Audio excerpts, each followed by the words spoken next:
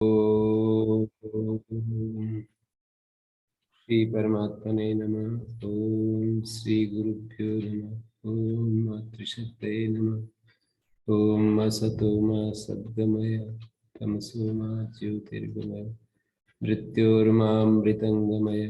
ओम शांति शांति शांति। उपनिषद कक्षा 182, छांदोग्य उपनिषद की 23वीं कक्षा।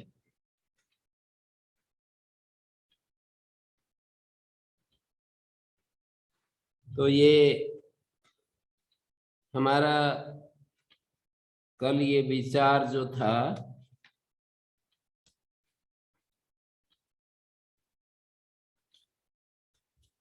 बारहवें खंड का पहला मंत्र में ये बात कही थी। 12वें खंड को एक बार दोबारा ले लेते हैं। अथात शोवा उद्गीता तद्ध बको दाल व्योगलाओ मैत्रे स्वाध्याय मुद्गोप्राज।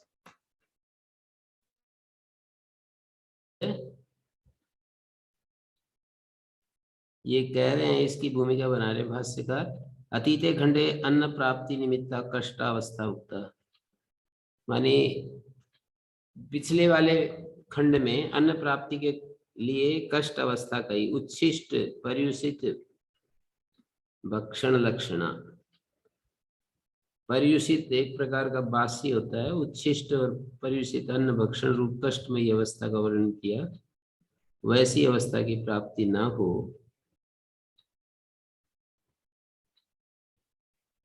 अन्न लाभाय अथनंतरम सोवा स्वभिर दृष्टा उद्गीत।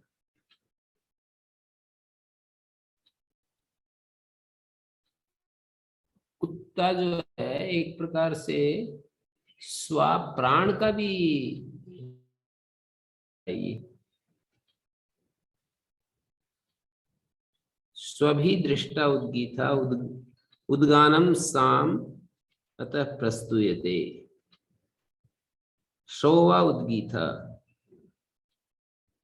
स्व का अर्थ कुत्ता यदि लें तब तो प्राणोपासक के द्वारा देखा गया उद्गीत। ये कुछ मैंने स्वार्थ प्राण पढ़ा था। डॉक्टर वासुदेव, मुझे याद आ रहा है, डॉक्टर वासुदेव शरण अग्रवाल ने स्वा को प्राण के लिए प्रयुक्त किया है, प्राणापान के लिए। तो प्राणोपासक का जो ये सौ उद्गीत है ना, उसको तद्ध बको दाल भय अग्लाओ मैत्रेय स्वाध्याय मुद्वव्राज। तत् मानी तत्र, तद है तत्र। बको नाम से दल्व का पत्य दाल भी, ग्लाओ नाम तक मित्रा का पत्य मैत्रेय। तो वो जो थे स्वाध्याय के लिए बाहर निकल गए। अर्थात स उद्गीत। अब सो प्राणोपासक का जो उद्गीत है वो उसकी चर्चा कर रहे हैं, उसको प्रस्तुत कर रहे हैं। तो उस विषय में बक दाल भी या मैत्रेय ग्लाव स्वाध्याय के लिए बाहर निकल गए। तो वहां पर ये बात उद्वव्राज।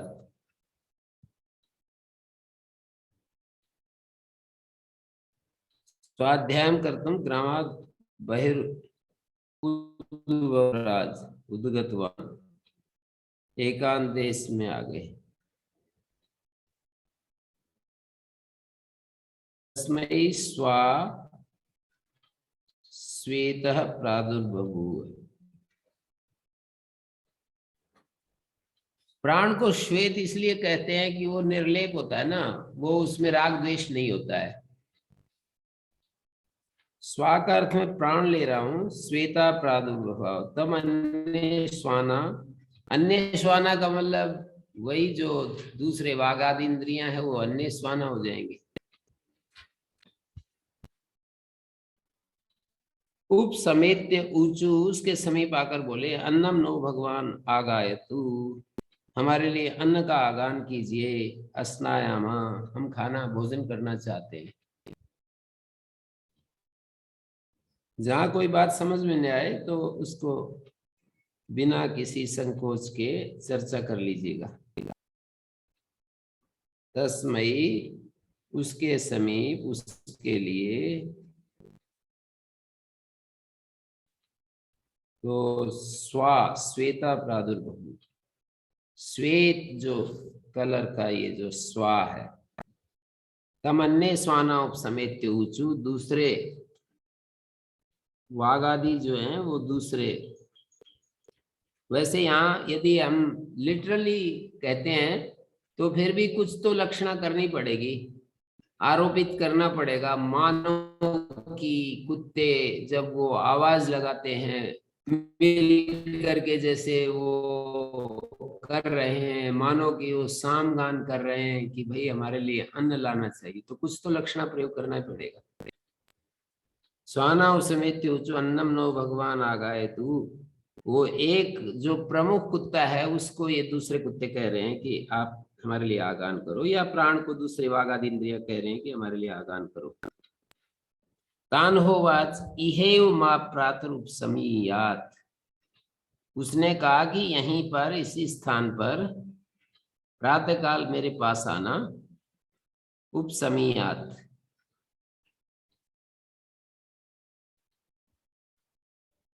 तद है बको दाल भ्या ग्लावो मैत्रीय प्रतिपालयांश का, उनकी प्रतीक्षा करता रहा प्रातःकाल। तद है मानी तत्र बको दाल भ्या, इहेव मानी इसी स्थान पर। ये छपने में उवाचे और बीच में है गैप कर दिया है, वो एक सिरो रेखा नहीं की तीसरे मंत्र में। माँ प्रातर उप समीयात, तद है बकोदाल जो ग्लाव मैत्रेय प्रतिपालयन चकार, प्रतीक्षा की प्रतिपालयन चकार। प्रतिपालन किया का मतलब प्रतीक्षणम कृतवान। तत्शब्द अव्यय होता है तत्रैव, कहीं तस्मात् अर्थ हो जाता है, कहीं तत्र अर्थ हो जाता है, कहीं बहुवचन में ते भी हो सकता है। यत शब्द का अर्थ कभी ये अर्थ हो जाता है, जैसे एक शब्द आया था यत बहुवचन में ये अर्थ में था, कौन से खंड में था ये, दसम खंड में ना, दसम खंड में। तो दसम खंड का मंत्र है,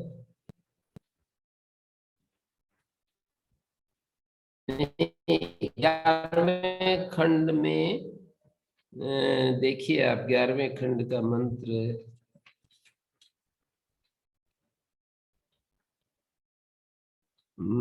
भगवास्तु में सर्वैरात्रि जीते समत सृष्टा। 11वें में तो नहीं है, 10वें, 10वें खंड में होना चाहिए।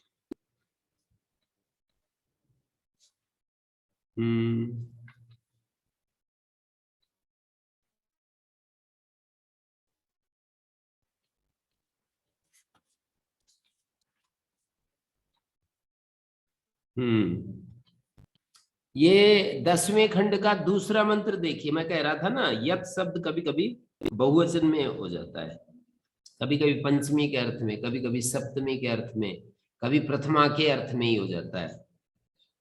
जैसे दूसरा मंत्र है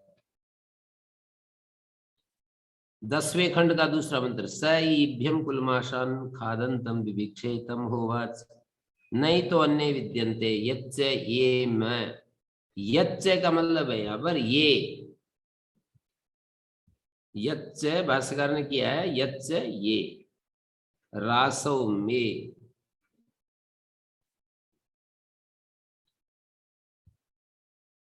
राशि में जो एकत्रित थे वे सभी मेरे इस पात्र में।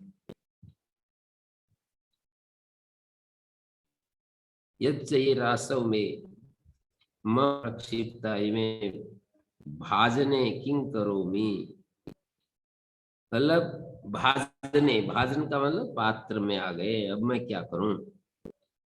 जो एकत्रित थे सभी मेरे इस पात्र में गिरा लिए गए, प्रक्षिप्ता उपनिहिता, अब मैं क्या करूं, कैसे दूं, क्योंकि जूठा देने वाले को भी पाप लगता है और लेने वाले को भी पाप लगता है, दोनों ही पाप से बचना चाह रहे हैं।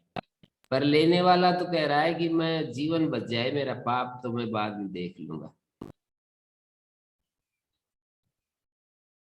इस उपनिषद की कथा के द्वारा ये कि भाई जीवन के लिए, जीवन मतलब ईमानदारी से, दो उदाहरण हो गए ना यहाँ।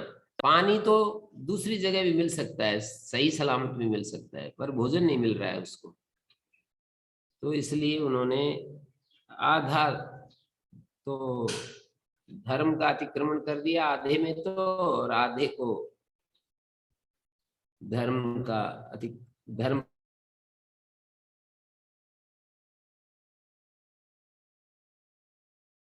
ने ना यत्से को बहुवचनांतम ऐसा करके दिया है।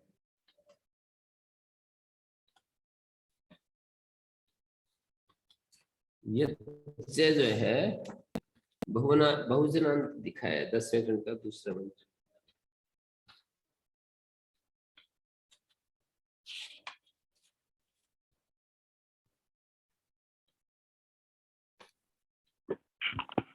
ओम गुरु जी। जी गुरु जी, यच्चे और ये दोनों का प्रयोग जी है मंत्र बोलिए। में भी। यच्चे और ये दोनों पदों का प्रयोग है मंत्र में भी और यहाँ नीचे भाष्य में भी, ये दोनों का किसका साथ साथ प्रयोग। यच्चे किसका? ये, यच्चे मंत्र में है ना और ये, यत्से, और यत ये भी है। निपात है। हाँ, मैं व्याख्यान श्रुति में ये कर दिया है, पर ऐसा तो होता नहीं है।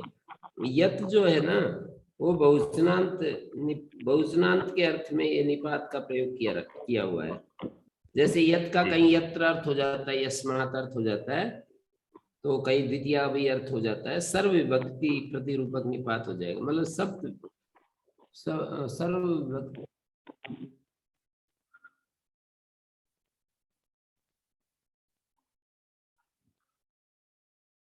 निपात है ना, रूप तो चलेंगे नहीं।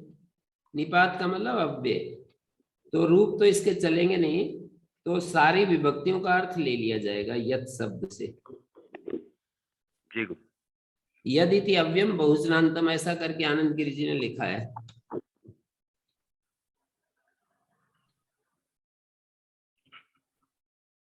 जी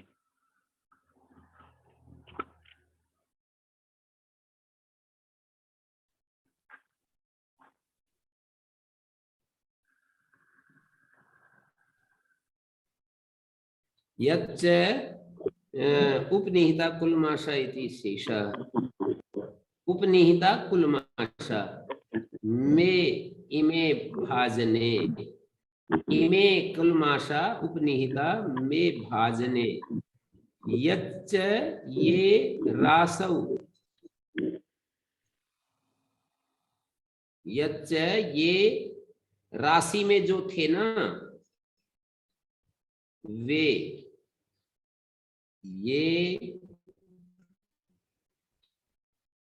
जो भी राशि, जो जो भी कुलमास थे मेरे पास थे, वे सब के सब, ये यत ये मैं मानी मम इमे इमे कुलमाशा मम पात्रे भाजन पात्रे उपनिहिता प्रक्षिप्ता रख लिए मैंने, और झूठे हो गए।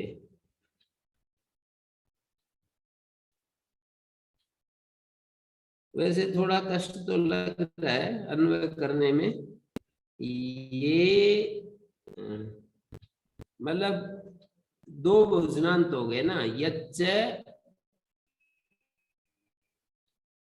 स इमं इभ्यम कुलमाशान खादंतम, वो जो हाथीवान था, हाथी वाला था, कुलमास खा रहा था, उनसे मांग लिया, तम होवाच न इतो अन्य विद्यन्ते, यच्च इससे अलावा और नहीं है मेरे पास, ये मम पार्श्वे आसन मेरे पास जो थे, इमे भाजने उपनिहिता प्रक्षिप्ता, वो अपने भोजन पात्र में मैंने रख लिए हैं। जो कुलमास थे, दोबारा ये कहने की जरूरत तो नहीं पड़ रही है, पर अब क्या करें। श्रुति में ऐसे कहने की क्या जरूरत थी कि यच्च बोले और फिर ये उसका व्याख्यान करके दिखाएं। यच्च ये का ऐसा अर्थ नहीं कर सकते कि जो भी थे वे सारे। यच्च ये इसका यच्च का अर्थ मानने की बजाय इसको, और इनको अलग अलग पद माने अलग अलग अर्थ में। जो भी जो ये थे मेरे पास कुल मिलाकर जो थे, जो भी जो थे, ऐसे लग तो ऐसे रहा है, जो भी कुछ कुल मास का जो एक एक वो था ना मेरे पास, जो समुदाय राशि, कुल मास की राशि जो थी वो मैंने पात्र में डाल ली है। जी जो 2 बार करना पड़ेगा, जो भी जो ये थे मेरे पास। जी सबका संग्रह बताने के लिए ये।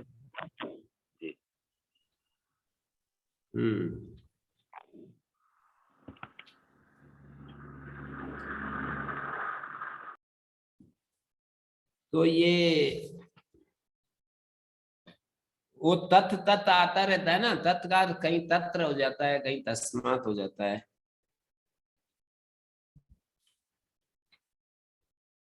ये छोटी छोटी बातें हैं, संस्कृत पढ़ने वाले के लिए तो ये बड़ी काम की बातें हो जाती है, संस्कृत के अनुसार जो सीख रहे हैं। बाकी आप लोग संस्कृत नहीं जानते, फिर भी मैं तो ये इनके बारे में सोच रहा था, शेखर जी के बारे में, कि ये संस्कृत नहीं जानते फिर भी अर्थ ग्रहण करना बहुत, मतलब अच्छे अच्छे संस्कृत जानने वालों से ठीक ठाक लग रहा है उनका अर्थबोध जो है ना। ये लगन की बात है, टाइम देने की बात है, कितना रुचि ले रहे हैं उसका परिणाम है ये। किया हुआ कर्म, समय लगाया हुआ कहीं भी व्यर्थ नहीं जाता। ये हमने एक सूत्र निकाला हुआ है कि कर्म कभी भी व्यर्थ नहीं जाएगा। यदि हम समय देंगे, टाइम लगाएंगे, तो वो तो अपना रंग लाएगा कहीं भी, किसी दिशा में। गलत दिशा में दिखाएंगे तो गलत, मतलब परेशानी पैदा करेगा। अच्छी दिशा में लगा दिया तो सुख देगा, ज्ञान वृद्धि करेगा, दूसरों के सुख को बढ़ाएगा। तो ये सारा। गुरुजी, मैं यच धातु को देख रहा था, तो वही मैं समझने की कोशिश कर रहा था कि यच और ये क्यों लिखा गया एक साथ। वही आप समझा रहे हैं, फिर भी तो उसका ना ये इन्होंने जैसे संगति लगाने की कोशिश की है ना, जैसे वो मुझे भी ऐसे लग रहा है कि जो भी कोई जो थे, जैसे 2 बार मैं हिंदी में बोल रहा हूं ना, जो भी कोई कुलमास जो भी थे, ऐसे बोल दिया। जो भी, जैसे कोई वो धानी भूंगड़ा, कोई भुनी हुई चीज, जो भी जो थे, इस शैली में बोल रहे हैं।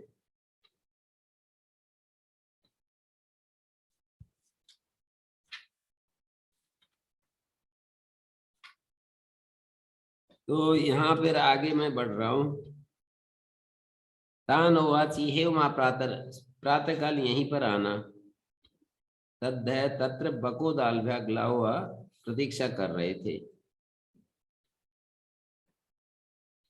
मतलब उनसे उस श्वेत स्वान ने कहा कि तुम प्रातः काल यहीं मेरे पास आना। दूसरे जो स्वान थे उनको इसने कहा, तो तत्र दालभ्य बक मैत्रेय ग्ला उनकी प्रतीक्षा करता रहा।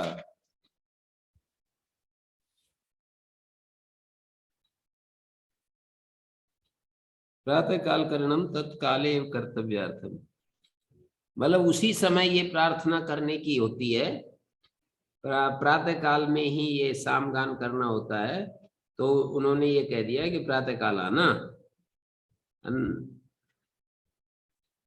अन्नदस्य वा सवितुर अपराह्ने अनाभिमुख्यात्, ये दूसरा एक तर्क दिया है भाष्यकार ने कि जो अन्नदान करने वाला होता है ना, सूर्य, अन्नदाता सूर्य उद्गाता के सम्मुख नहीं रहता है। उद्गाता का मुंह तो उधर होता है पूर्वाभिमुख, और सूर्य पीठ की तरफ चला जाता है। तो अन्नदस्य वा सवितु, जो अन्नदाता सूर्य है वो उधर उसका वो हो जाता है, टर्न हो जाता है ना। तो वैसे कोई कह सकता है कि उद्गाता भी उधर ही टर्न हो जाए, क्या क्या उसका जाता है। जैसे संध्या में वो है ना, महर्षि दयानंद ने एक व्याख्यान कर दिया है, प्राचिदिक अग्निरथ, जिधर सूर्य उदय उदय होता है वो प्राचिदिक होती है, और जिस तरफ हमारा मुंह होता है उसको ही प्राचिदिक समझ लो।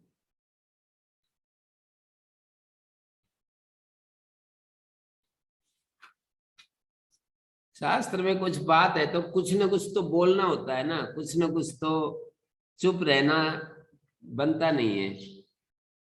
मतलब जो भाष्यकार होते हैं, टीकाकार होते हैं, उनको कुछ न कुछ बोलना होता है। पढ़ाने वाला भी उनकी शैली में ही वो भी उसको आए ना आए कुछ न कुछ बोलता ही है। ते ते यथैव इह बहिस्पवमाने स्तोष्यमाणा संरब्धा सर्पन्ति इति एवं आसस्रिपु ते है समुपवश्य ही चक्रु। तो वे जितने भी कुत्ते थे ना, जिस प्रकार यथैव इह बहिस्पवमाने स्तोष्यमाणा, बहिस्पवमान स्तोत्र से स्तवन करने वाले उद्गाता, ये स्तोत्र सामगान करने वाले जो वो होते हैं, साम उद्गाता जो होते हैं, वो स्तोत्र गान करते हैं। होता जो है शस्त्र पढ़ता है, शस्त्र पढ़ना ऐसे बोलते हैं, और ये स्तोत्र गान करता है। स्तोत्र विशेष अलग अलग नाम दिए गए, बहिस्पवमान स्तोत्र, जैसे रथंतर साम, बृहत साम, बहिस्पवमान साम, अलग अलग नाम दे दिए जाते हैं स्तोत्र के। बहिस्पवमानेन स्तोष्यमाणा संरब्धा सर्पंती, बहिस्पवमान स्तोत्र से स्तवन करने वाले उद्गाता परस्पर मिलकर के संरब्धा सर्पंती संलग्ना अन्योन्यमेव मुखेन अन्योन्यस्य पुच्छं गृहीत्वा सस्रिपु आश्रितवन्तः परिभ्रमण कृतवन्तः। ये तो हमने भी देखा है।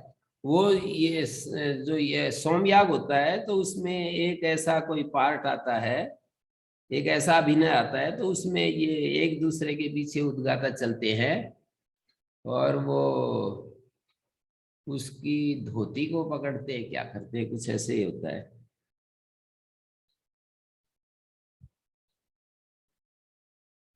तो इन्होंने कहा यथैव इह इहेव, जिस प्रकार कर्म करने में, यथैव इह कर्माणि बहिस्पवमानेन स्तोत्रेण स्तोष्यमाणा उद्गात्री पुरुषा संरब्धा संलग्ना अन्योन्यमेव मुखेन अन्योन्यस्य पुच्छं गृहीत्वा सस्त्रिपु आश्रितवन्तः परिभ्रमणं कृतवन्तः। कर्माणि है, कर्मणि है, यथैव इह।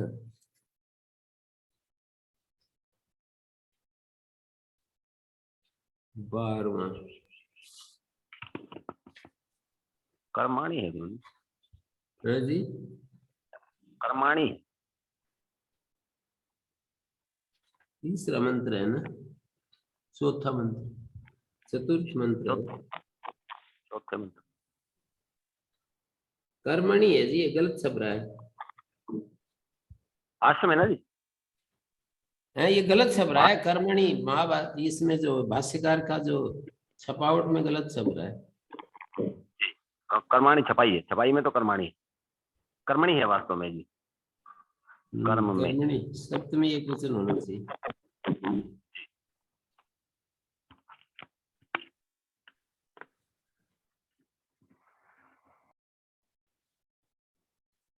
कर्मणि बहिस्पवमानेन स्तोत्रेण स्तोष्यमाणा उद्गात्री पुरुषा संरब्धा संलग्ना।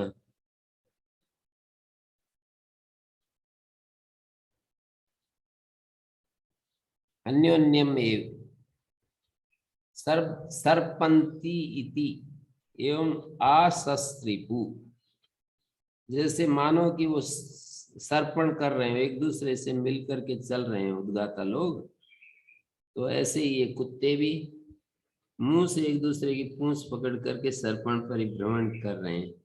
एवं संसृप्य, गलत शब्द है, संसिप्त कर दिया, सृप्त होना चाहिए। समुपविश्य उपविष्टा संता, समुपविश्य उपविष्टा संता चक्रुर हिंकारम कृतवान, हिन चक्रु, हिंकार किया। तो ये कुत्तों के द्वारा किया हुआ हिंकार यही है। ओम अदाम, ये दिखाया ना, ओ को प्लुत कर दिया है, फिर अदामा में जो दा है ना उसको प्लुत कर दिया है। ओम अदामा, ओम हम खाते हैं, ओम पिबामा हम पीते हैं, ओम देवो वरुणा प्रजापति सविता अन्नम इह आहरत, मानी ओम देवता वरुण प्रजापति सूर्य देवता सविता यहाँ अन्न लाएं, सविता अन्नम इह आहरत, यहाँ पर अन्न लाए, आहरत मानी लावे, अन्नपते हे अन्नपते यहाँ अन्न लाओ, अन्नम इह आहर, अन्नपते संबोधन प्लुत है, हे अन्नपते अन्नम इह आहर, आहर ओम, यहाँ अन्न लाओ, अन्न लाओ। तो ऐसे उन्हें कहा।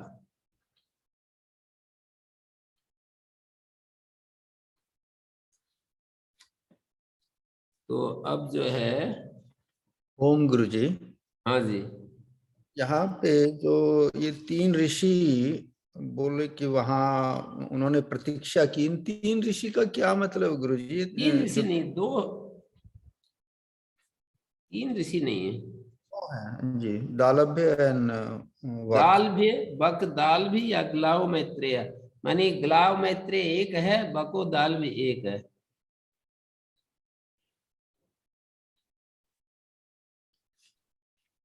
तो इसको ऐसा है कि जैसे मैंने कहा ना, ये स्वाकार्थ प्राण जो है ना, वेद विद्या एक पुस्तक में डॉक्टर वासुदेव शरण गुराल ने कुत्ता का ये स्वा शब्द का अर्थ वो किया है प्राण जी।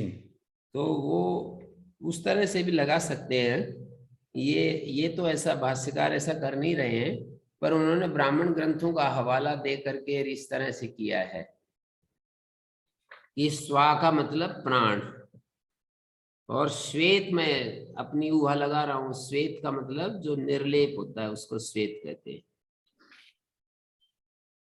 जैसे श्वेताश्वतर बताते हैं ना, जिसकी इंद्रियां बहुत ज्यादा निर्मल होती हैं वो श्वेताश्वतर कहलाएगा। बिल्कुल जिनमें राग द्वेष नहीं होता है उसको श्वेताश्वतर कहते हैं। अश्व और अश्वतर और श्वेताश्वतर, श्वेताश्वतर उपनिषद। तो मुख्य प्राण तो स्वा है, और दूसरे प्राण स्वान जो है वो अन्य वाग आदि इंद्रियां हैं। वो उसके पास आकर के बोले अन्नम नो भगवान आगाए, तो हमारे लिए अन्न का आगान करो, हम अस्नायाम, अस्नायाम का मतलब हम भोजन करना चाहते हैं, हम भूखे हैं भोजन करना चाहते हैं। तो तानोवाच, तो जो श्वेत स्वान था ना उसको ये प्रार्थना कर रहे ना दूसरे, तो उसने उनको कहा, माने मुख्य प्राण ने कहा कि ऐसा करना, तुम प्रातःकाल आना यहीं पर इसी देश में, प्रातःकाल आकर के मेरे से मिलना। तो फिर प्रातःकाल करणम तत्काले कर्तव्यर्थम, प्रातःकाल नाम लेना उस काल में ही ये करने की बात है। तद्ध बको दालव्यो ग्लाओ अब मैत्रेय प्रतिपालयान चकार, तत्रैव है, वहीं पर ये बको दाल्व भी ऋषि जो मैत्रेय ऋषि था ना वो भी प्रतीक्षा कर रहा था।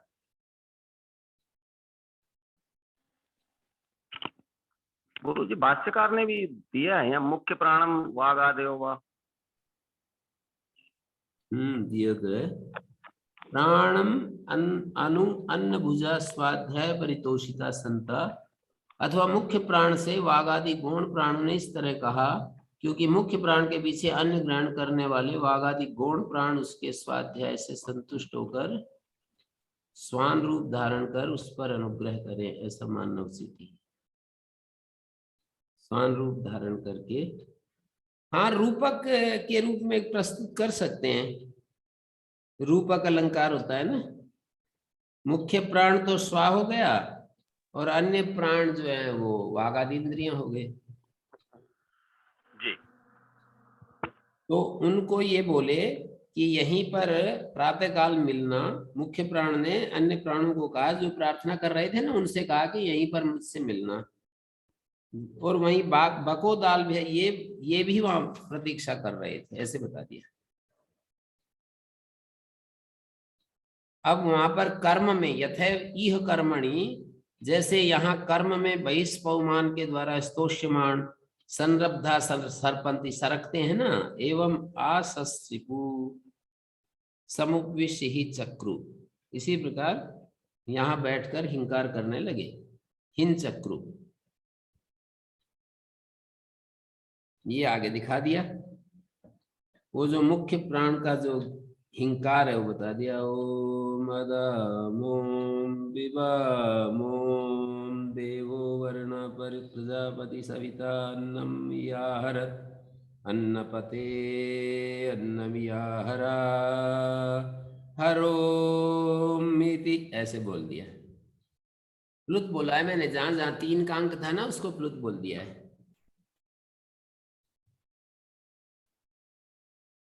दो का अंक का पता नहीं चला मेरे को, 2 का अंक का क्या संकेत है। 3 का अंक तो प्लुत है, 2 का अंक दीर्घ है, ऐसा कुछ कह रहे होंगे। आहर आहर दीर्घ का सामवेद संकेत। में स्वर जो है वो 1 2 3 संख्या से बताए जाते हैं ना। हाँ वो भी है। हाँ जी।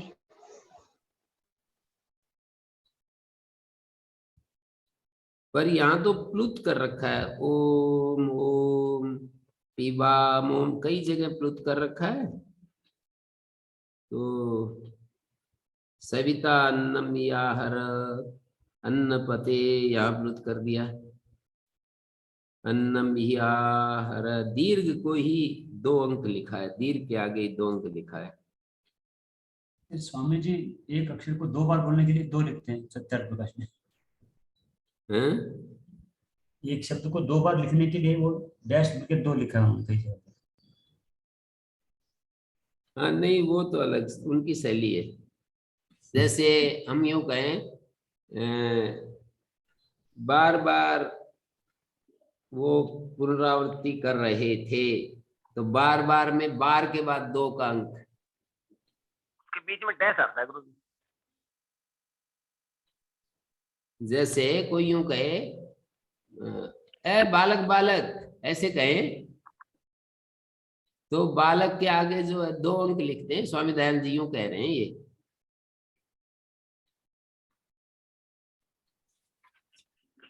नहीं, उसमें गुरु जी 2 और उस अंक के बीच में डैश आता है, मैं ये कहना चाह रहा था।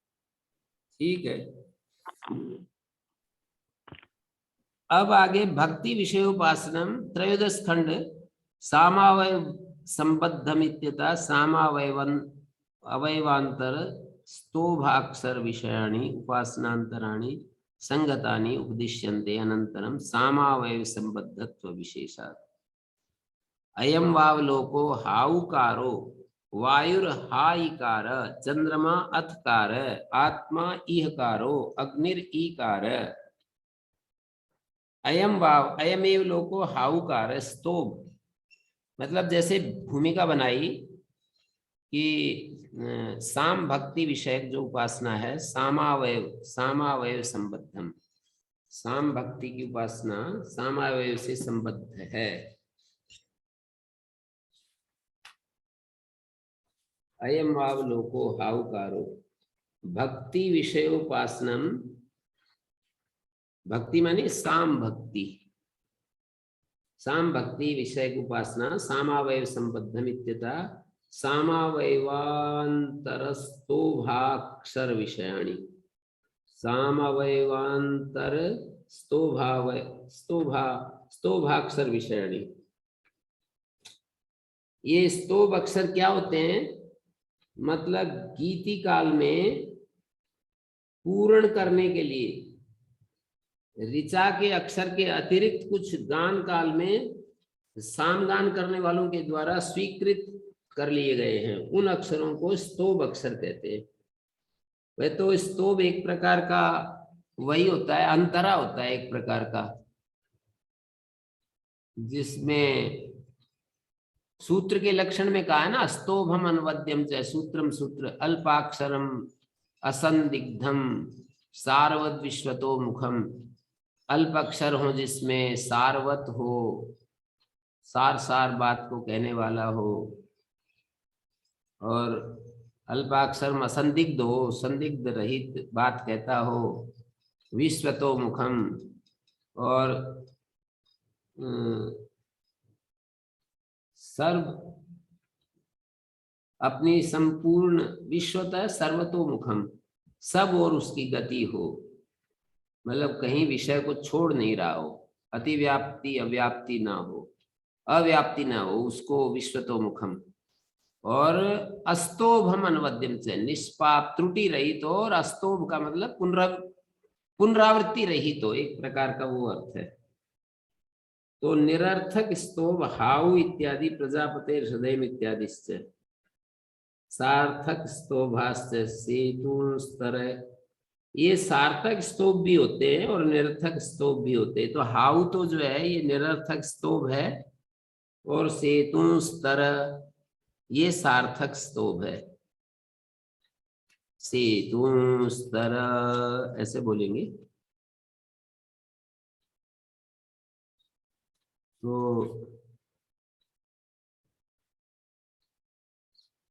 वामदेव्य सामगान में हाईकार हाउकार ये सब जो है, हाईकार चंद्रमा थकार, हाउकारो वायु, हाईकार है चंद्रमा, वहां पर ये मिलेंगे। वायुर अपाम से संबंधो,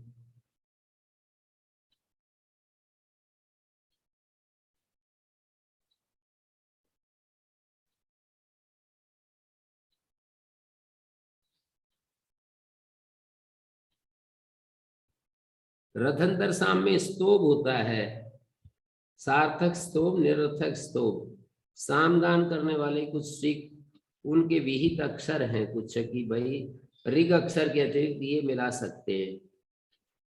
तो निरर्थक स्तोभ हाउ और प्रजापति का हृदय इत्यादि है, और सार्थक स्तोभ सेतु स्तर, सेतुओं को पार करो, सेतु स्तर ये भी एक स्तोभ में आता है।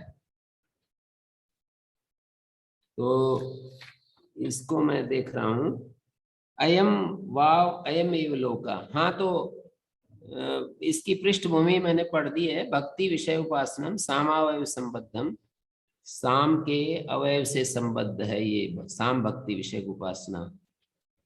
इत्यतः सामावयवांतर स्तोभाक्षर विषयाणि, सामावयवांतर जो साम के एक अवयव मात्र स्तोभाक्षर विषयक उपासांतराणि संगतानि उद्दिश्यन्ते। तो स्तोभाक्षर विषयक अन्य संगत उपासनाओं का वर्णन किया जाता है सामावयव रूप से साम भक्ति के साथ संबद्ध होना, सामावयव संबद्धत्व विशेषात्। अयम वाव लोको हाउकार, वायुर्हाईकार, चंद्रमा अथकार। अयमेव लोको हाउकार स्तोभ रथंतरे सामने प्रसिद्धा। रथंतर साम में ये यही रथंतर साम, अयमेव रथंतरम, इयम माने पृथ्वी, पृथ्वी जो है वो रथंतर है। इत्यस्मात् संबंध सामान्यात् हाउकारस्तो भोयम लोका इत्येवं उपासीत। उपासीत तय पूरा होना चाहिए भाष्य में, जो तय दिखाई है ना, तय हलंत नहीं होगा। उपासीत इयं वै रथंतरम, ये पृथ्वी रथंतर है। इत्यस्मात् संबंध सामान्यात् हाउकार स्तोभो, हाउकार जो स्तोभ है, अयम लोक, हाउकार जो स्तोभ है वो अयम लोक, यह लोक है। तो इस प्रकार से उपासना करें। यह लोक हाउकार स्तोभ में पृथ्वी दृष्टि कर रहे हैं, अयम लोका, ये लोक दृष्टि कर रहे हैं। लोक माने जो भोग्य है उसको लोक कहते हैं, कर्म फल को लोक कहते हैं। वायुर हाईकार है, वामदेव साम में हाईकार प्रसिद्ध है, हाईकार स्तोभ प्रसिद्ध है। वायु और जल का संबंध ही वामदेव्य साम का मूल है। वायु अब संबंध से वामदेव्य सामनो योनि, साम का मूल है, कारण है। अस्मात् सामान्याद हाईकारम वायु दृष्टिया उपासित है। ये वायु दृष्टि से उपासना करना है तो हाईकार की, और हाउकार को पृथ्वी दृष्टि से उपासना करना है, ऐसे कह रहे हैं। चंद्रमा अथकार है, और चंद्रमा को चंद्रमा अथकार है, मतलब चंद्र दृष्टि के द्वारा अथकार की उपासना करनी है। अन्य ही इदम स्थितम, अत्र अन्नात्मा चंद्र, क्योंकि ये चंद्रमा अन्न में स्थित है। अन्य ही इदम, इदम माने चंद्र, चंद्रम, अन्य इदम स्थितम अन्नात्मा चंद्र, चंद्रात्मा अन्न स्वरूप है। थकार अकार सामान्याच्च, थकार और अकार में समानता होने के कारण अनुरूप चंद्रमा की अथकार, माने थकार और आकार में समानता होने के कारण जो अनुरूप चंद्रमा है उसकी अथकार रूप से उपासना करनी चाहिए। आत्मा इहकार है, आत्मा इहकारा माने इह, ये एक प्रकार का स्तोभ होता है इह, तो आत्मा इह ऐसा कहकर निर्देश किया ना, तो आत्म दृष्टि करें ये इहकार में, आत्मा इहकारा माने आत्मा, आत्म दृष्टि करेंगे इहकार में। स्तोभ प्रत्यक्षो ही आत्मा इहिति व्यपदिश्यते, प्रत्यक्ष ही जो आत्मा है वो इह शब्द से, इह इति से स्तोभ तत्सामान्यात्। अग्निरीकार, अग्नि जो है वो ईकार है, संपूर्ण आग्नेय साम ई में समाप्त होने वाले ने। ई निधनानी, ई निधन का मतलब ई में समाप्त होने वाले, निधन का अर्थ है समाप्त, परिसमाप्त होने वाले। आग्नेयानी सर्वाणी सामानी, अग्नि देवता वाले सारे साम, आग्नेय साम अग्नि देवता है जिनका, ऐसे साम ई में समाप्त होते हैं। ई में कौन सी दृष्टि करेंगे? अग्नि दृष्टि। और इह में, ई में अग्नि दृष्टि, इह में आत्मा इति इह व्यपदिश्यते, आत्म दृष्टि, इह में आत्म दृष्टि करेंगे। आत्मा इहकार, इह तो स्तोभ है तो उसमें आत्म दृष्टि करेंगे। इह इति च स्तोभ तत्सामान्यात् अग्नि इकार। आदित्य उकार, और आदित्य दृष्टि करेंगे उकार में। उच्चैर ऊर्ध्वम संतम आदित्यम गायन्ति इति उकारश्चायं स्तोभा, ये स्तोभ उकार है। आदित्य दैवत्य सामने स्तोभा उ इति आदित्य उकार। आदित्य दैवत्य एक साम का नाम है, आग्नेय साम, और आदित्य दैवत्य का मतलब हो गया आदित्य देवता संबंधी जो साम है, आदित्य देवता संबंधी जो साम है। जैसे अग्नि देवता संबंधी अग्नि देवता है जिसका आग्नेय साम, और आदित्य देवता संबंधी है जिसका तो आदित्य दैवत्य।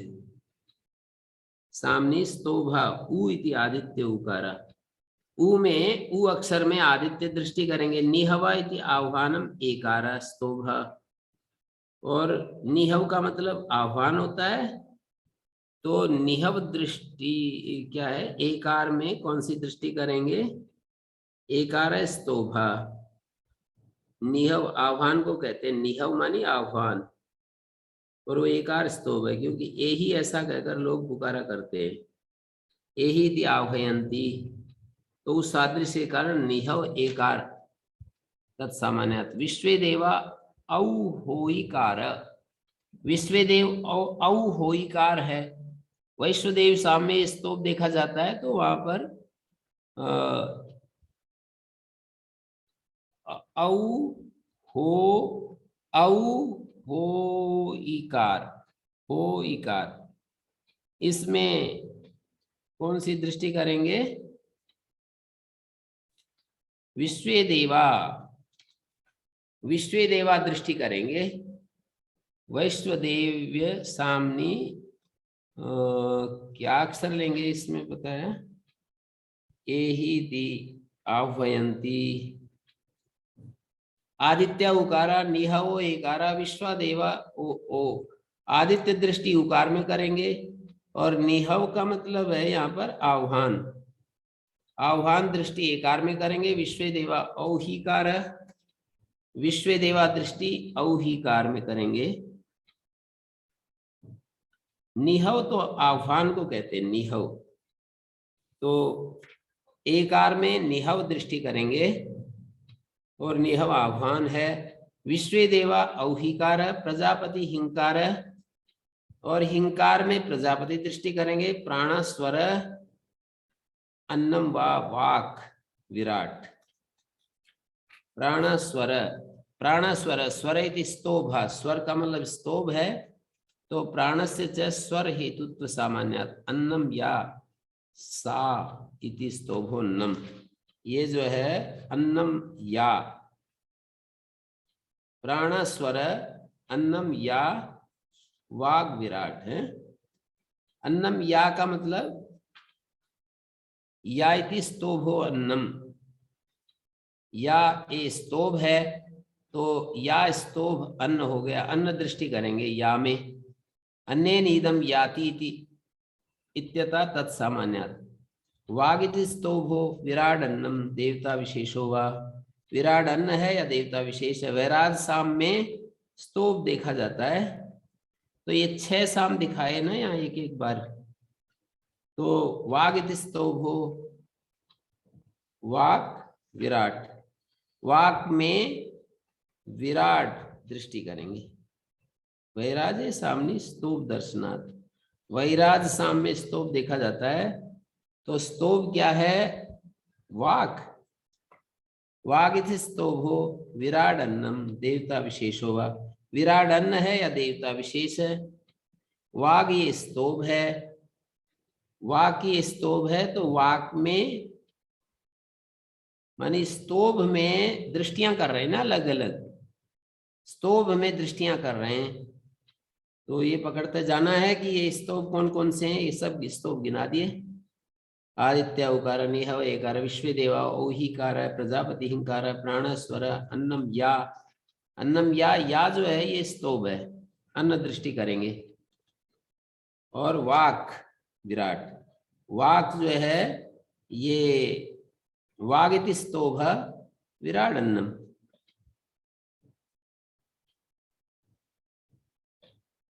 विराट अन्नम वैराज सामने स्तोभ देखा जाता है। वाग ये स्तोभ विराट अन्न अथवा देवता विशेष। अनिरुक्त त्रयोदशा स्तोभा संचरो हुंकार, अनिरुक्तो अव्यक्तत्वात् इदम च इति निर्वक्तुम न शक्यते। अव्यक्त होने के कारण ये और यह ऐसा इस रूप में निरूपित नहीं किया जा सकता।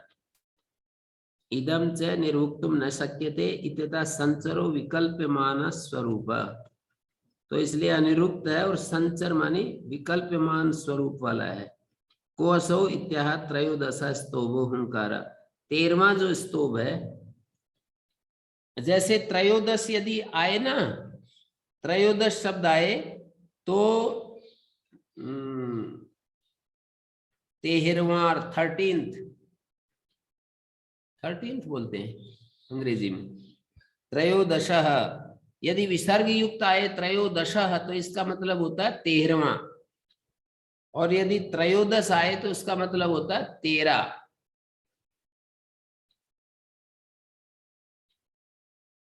मेरी बात समझ में आई?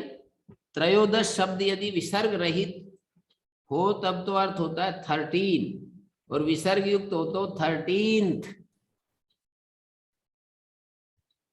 अनिरुक्त त्रयोदशा 13वां जो है वो अनिरुक्त है, जिसका विशेष रूप से निरूपण नहीं किया जाता, कार्य रूप से संचार करने वाला है। स्तोभ संचर, ये जो स्तोभ है 13वां स्तोभ हुंकार है, जो कि संचर स्वभाव वाला है। माने विशेष निर्वक्तुम न शक्यते इत्यतः संचरो विकल्पमान स्वरूप, माने त्रयोदशः स्तोभ ओंकार अव्यक्तो ही अयम अतो अनिरुक्त विशेषय उपास्य, जो अनिरुक्त विशेषता से युक्त ही उपासनीय है। स्तोभ अक्षरों की उपासना का फल क्या है? तो कहते हैं दुग्धे अस्मि वाक् दोहम यो वाचो दोहा अन्नवान अन्नादो भवति एताम एवं सामनाम उपनिषदम वेद। ये पहले भी ये वाक्य आ चुका है। दुग्धे अस्मै वाक् दोहम वाचो दोहम यो वाचो दोहा। यहाँ पर कर्म में षष्ठी है, वाणी अपना दोहन करती है। वाक् दोहम या एताम एवं यथोक्त लक्षणाम सामनाम सामावय स्तोभ अक्षर विषयम। साम के अवयव जो स्तोभ अक्षर है तद विषय जो उपनिषद को जानता है उसका यथोक्त फल यही होता है। क्या फल होता है? अन्नवान अन्नादो भवति, अन्नवान अन्नाद हो जाता है। ये प्रमाण यदि मिलता है किसी विधि का और यदि उसका फल नहीं होता है तो गुरुजी ये कह रहे हैं कि कर्म कर्तृ साधन वैगुण्य देखना पड़ता है। और किसी चीज का प्रमाण नहीं है और आप अपनी इच्छा से कर रहे हो तो आप देखिए कि क्या परिवर्तन होता है उसमें। कोई अनुष्ठान हम करते हैं और उस अनुष्ठान को शास्त्र में हम नहीं देख रहे हैं, हमने अपनी कल्पना के अनुसार शुरू कर दिया, तो उसमें हमें देखना होता है, हमें ये साथ में विचार करना होता है कि मेरे जिस लक्ष्य को लेकर के मैंने ये अनुष्ठान किया वो मेरा कितना मैं लक्ष्य के नजदीक जा रहा हूं, क्या परिवर्तन घटित हो रहा है, ये देखना होता है। वहां पर आपने चूंकि स्वयं अपनी उत्तरदायित्व पर उसको शुरू किया है तो स्वयं देखिए। साध्य साधन विवेक के लिए देखना होता है कि जिस साधन को मैंने अपनाया वो साध्य की तरफ मुझे कितना ले जा रहा है। स्पष्ट हुआ क्या कहा मैंने? जैसे ये उपासनाएं लिख रखी बहुत सारी, और ये उपासनाएं हम करें और ये तो कह दिया इन्होंने अन्नवान अन्नादो भवति, और अन्नवान अन्नाद ना हो तो फिर क्या करेंगे? पर ये भी बात है अन्नवान अन्नादो भवति का मतलब उसको भोजन की कमी नहीं रहेगी, भोजन मिलता रहेगा। ये नहीं कि उसके मतलब अन्न क्षेत्र चलने लगेंगे, वो खूब उसके घर में अन्न ही अन्न भरा पड़ा, इधर उधर जहां देखो अन्न ही अन्न दिखने लगेगा, मतलब उसको कमी नहीं रहेगी, भोजन की कमी, भूखा नहीं मरेगा।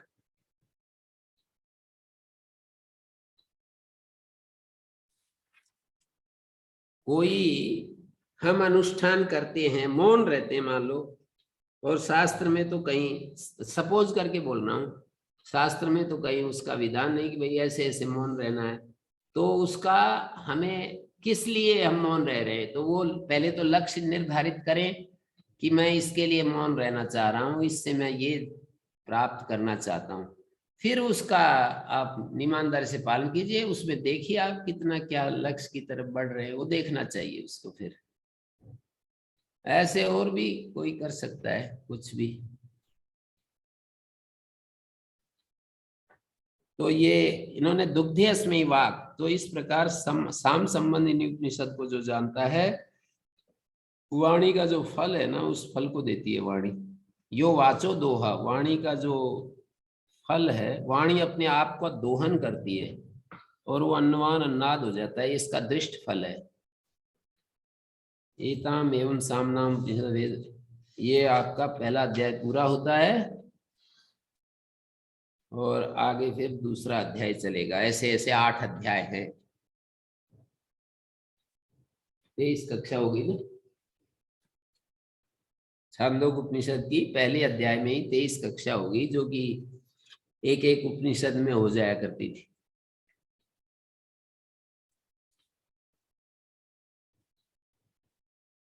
फिर भी कुछ तो गाने वाले का, वो हमारे गुरुजी का एक वाक्य है कि सुनने वाले का अवश्य उद्धार हो जाएगा, क्योंकि गाने वाले का उद्धार हो गया है। तो सुनाने वाले को समझ में आ रहा है, इसका मतलब सुनने वाले को भी समझ में आ रहा है। ऐसे सुनाने वाले को ये निश्चय कर लेना चाहिए। सुनाने वाले का ये निश्चय ठीक लगता है मुझे तो, कि यदि सुनाने वाले को ये लग रहा है कि मेरे को समझ में आ रहा है, तो सुनने वाले को भी समझ में आता ही है। बहुत सारी बातें ऐसी होती है, सुनाने वाला बोलता रहता है, उसको ही नहीं पता होता कि तू क्या बोल रहा है, पर बोलता रहता है, मजबूरी है। कुछ कुछ विषय ऐसे आ जाते हैं कि वो समझता नहीं, और मजबूरी होती है, वो ड्यूटी ऐसी ले ली कि वो चुप तो रह नहीं सकता, ये कह नहीं पाता है कि जी मैं नहीं जानता हूँ इसको फिर विचार करके बताएंगे या कुछ करके बताएंगे, और विचार करके भी नहीं पता चले तो भाई उसका मेरे को कुछ नहीं पता चला। ऐसा स्पष्टता यदि हो जाए तब तो ठीक है। तो हाँ शेखर जी, ठीक हो गया ये पहला अध्याय। जी गुरुजी, अंत में ये कह रहे हैं ना, वाणी का फल क्या है गुरु? वाणी के फल को क्या लेंगे गुरुजी? नहीं, ये वाणी तो है ये सारा, जो भी दुग्धे अस्मै वाक, इस प्रकार जो साम उपासना करता है, जी तो जी। वो वाक, जो ये वाक है ना, अपना दोहन करती है उसके लिए। वाचो दोहा कर्म षष्ठी है, वाणी उसके लिए अपना दोहन करती है।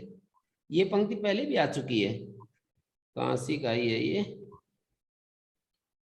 कौन से खंड में है एक बार आप बोल दीजिए, जिसको पहले दिखाई दे जाए उस वही बोल दो।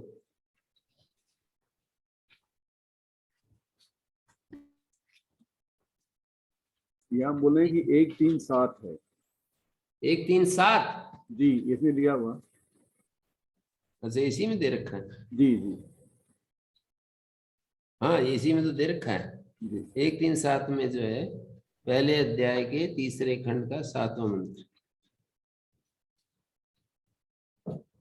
पहले अध्याय के तीसरे खंड का 7वां मंत्र।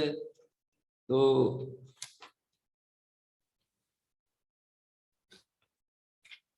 हाँ जी, दिया तो है। द्योरे उत अंतरिक्षम गी पृथ्वी थम आदित्य, वहां पर उद्गीत अक्षरों की बात थी।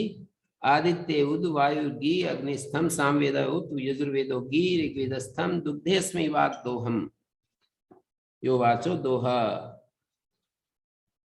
अन्नमान अन्नादो होती या एतानि एवं विद्वान उद्गीत अक्षराणि उपास्ते, या एताम एवं सामना उपनिषदम वेद हैं। वहां उद्गीत अक्षरों की बात थी, यहाँ ये। तो वाणी अपना दोहन करती है उसके लिए। वहां पर भाष्यकार ने कहा है ना कि दुग्धे अस्मै साधकाय का सा वाक कम दोहम, कोसो दोहा यो वाचो दोहा, ऋग्वेदादि शब्द साध्यम फलम इति अभिप्राय, स्वयं वाग दोग्धि आत्मानम एव दग्धि, वाणी स्वयं ही अपने आप का दोहन कर रही है। अन्नवान प्रभुत, अन्नवान अन्नाद हो जाता है, दीप्त अग्नि हो जाता है। अन्नाद का मतलब होता है दीप्त अग्नि वाला, और अन्नाद माने एक अन्न का सामर्थ्य और एक भोजन सामर्थ्य, दो होते हैं ना। अन्न भी हो और अन्न पचाने की शक्ति भी हो, दोनों हो जाते हैं। तो ये वाक तो यही है जी, जो ये इन्होंने जो दिखाए है ना, पहले जो दृष्टि करने की बात जो बताई है ना, कि इसमें ये दृष्टि करें, इसमें ये दृष्टि करें, ये वाक ही है। तो ऐसे साधक के लिए वाणी अपना दोहन करती है। जी गुरु जी।